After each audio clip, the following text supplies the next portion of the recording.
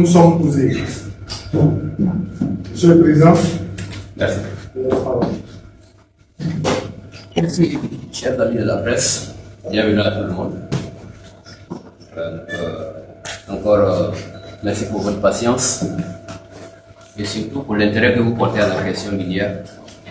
Et j'essaie d'actualité de plusieurs manières. C'est pour répondre ensemble, emprunter un pacte social avec vous. Et nous avons voulu commencer par la presse.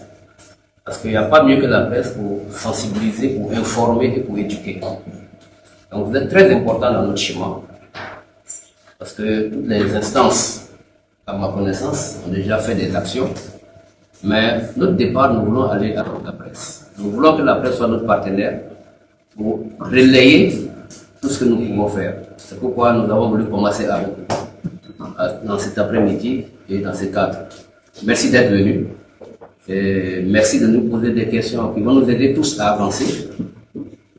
C'est dans ce sens que nous voulons avoir une autre façon de voir et d'appréhender les questions minières.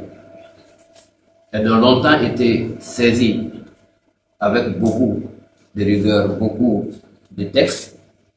Cependant, la question demeure. Chacun de nous peut le constater dans son village ou dans les autres pays voisins.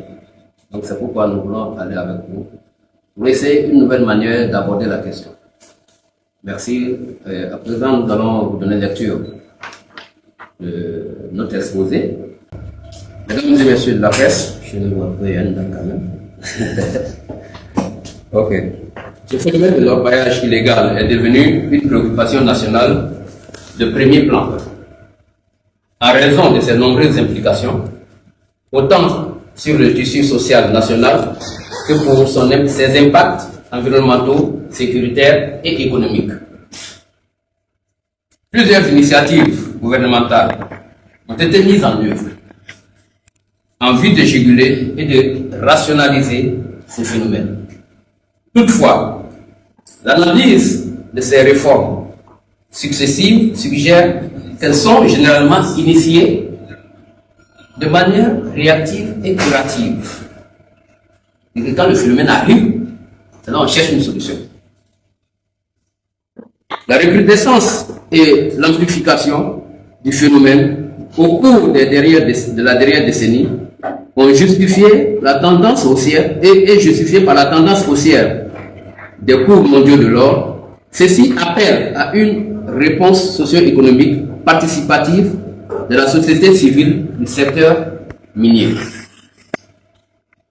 La Côte d'Ivoire pourrait se positionner pour tirer le meilleur avantage d'une telle embellie mondiale si la chaîne des valeurs de l'artisanat minier est bien située. Le pays pourrait légitimement viser le peloton de tête des plus grands producteurs africains d'or.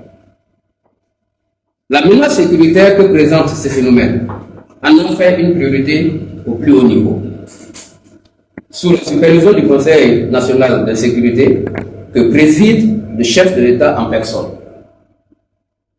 En Côte d'Ivoire, d'après certaines études du ministère des Mines et de la Géologie, des mines de la géologie et du pétrole, près de 70% des acteurs de la chaîne de valeur sont originaires de la sous-région, notamment du Mali, du Burkina Faso, du Togo, du Niger et de la Guinée. Des acteurs chinois et ghanéens, ils sont signalés à la marge, mais avec un niveau de professionnalisation et de mécanisation hautement plus nuisible à la fois à l'économie et à l'environnement. On note toutefois une croissance du nombre des nationaux qui s'intéressent de plus en plus à l'activité. Tous ces tableaux présentés, avec le cas spécifique de la Côte d'Ivoire, est le même dans les pays africains où l'orpaillage se pratique. C'est donc pour mutualiser nos efforts afin d'avoir une politique commune de lutte contre l'orpaillage illégal et clandestin que le besoin de la création de la Fédération africaine des artisans miniers, en abrégé FAM, a été mis en œuvre. Aujourd'hui, nous sommes déjà reconnus par l'État avec un récépissé, le numéro 121, 0121, barre PASG, barre D1, du 26 janvier 2024, ministère de l'Intérieur pour la Côte d'Ivoire. Notre mission est de contribuer au développement et à la promotion de la chaîne des valeurs des exploitants, des acteurs de l'exploitation minière artisanale et à petite échelle, que nous appelons communément EMAP, exploitation minière artisanale et à petite échelle. C'est ce qu'on appelle EMAP en abrégé. D'où le thème du jour: construire le label de l'artisanat minier en Afrique, gage de développement économique, responsable et intégré des EMAP au profit des opérateurs et des États africains.